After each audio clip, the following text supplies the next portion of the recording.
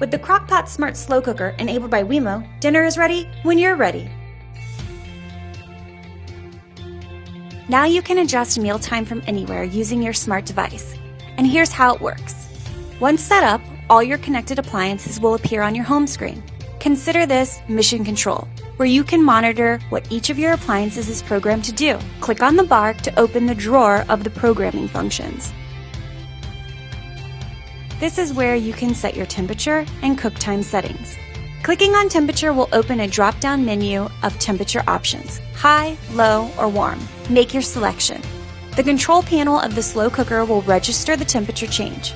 Choosing Cook Timer will expose a time selection wheel where you can scroll to select your desired cook time.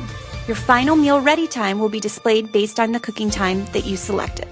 Click Done to save your settings and exit the main menu of the app. If you ever want to modify your cook time or temperature, open the slow cooker drawer from the main menu and you'll be prompted to modify your settings. Here you can follow the same process for changing the temperature or cook time, and your slow cooker will update to the desired schedule you set.